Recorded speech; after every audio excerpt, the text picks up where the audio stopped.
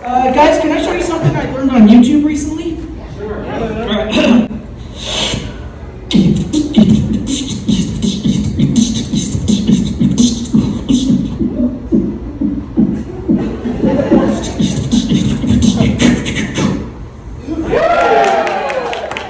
And that is the true story of how I learned to eat pussy. Okay.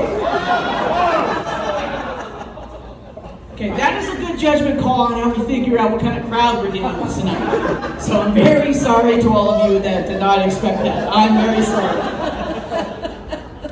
All right, now we got the pussy jokes out of the way. A little bit about me, guys. I know you can't tell, probably because of the corduroy, but pretty Hispanic. Very Hispanic man, from New Mexico originally. But it's weird, now that I've been in Colorado, I realize my race changes from city to city depending where I'm at. Because in Pueblo, I'm Mexican. When I'm here in Springs or Denver, I'm Spanish. But when I'm in Canyon City, I'm not welcome at all. So, I lived there for 10 years. So bad. Anyways, more about me. Believe it or not, I work in healthcare. I work in the anesthesia department of the operating room. Yeah? You work in healthcare at all, sir? Good. All right, good. Anybody here work at... I work here at UC Health in Springs, too. Does anybody work there? Oh, you do? Okay. I was going to say, I did a show a couple months ago and a lady from HR was there, so it was a fun talk afterwards. What do you guys do there, if I can ask? Nursing? You look very familiar, which is really weird. Cool. But are you in Central or North or... North. Okay, cool. So it's not the same hospital. Let's get on it. So I work in surgery in the anesthesia department. For those of you that don't know what anesthesia is, basically what we do is we take our patients back into the back of OR, we give them drugs to put them to sleep, and then eventually wake up naked and don't really remember anything. I like the joke that we're like the Bill Cosby's of the medical field. You know? I didn't do it. Anesthesia's cool, man.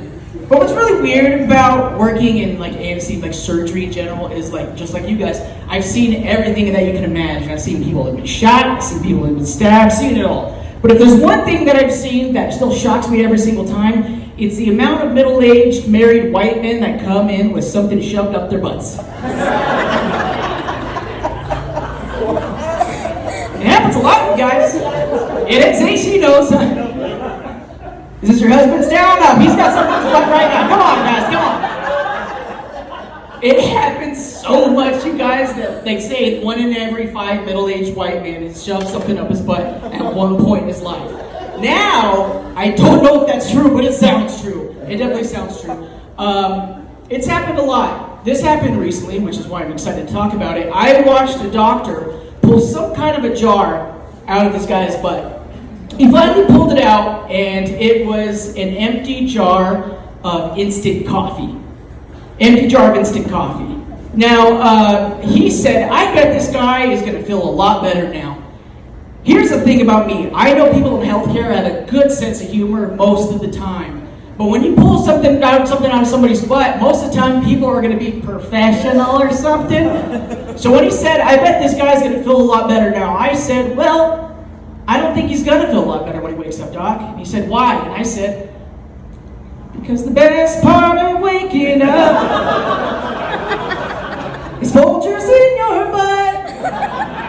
Okay, 50% over here loving it, 10% over here not into it. All right, now we know who shoves stuff up their butts, you guys.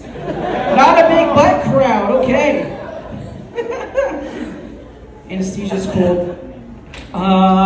Leading back into it, I have a very weird family. I'm sure a lot of you guys have crazy family members too. All the men in my family had really bad mental health disorders. So my oldest brother, he has schizophrenia, and he believes in like astrology, zodiac signs. The other brother, the younger one, also has schizophrenia, but he believes in Bigfoot. I have bipolar disorder and OCD, really bad OCD. Yeah, so I call my mom's vagina the cuckoo's nest now.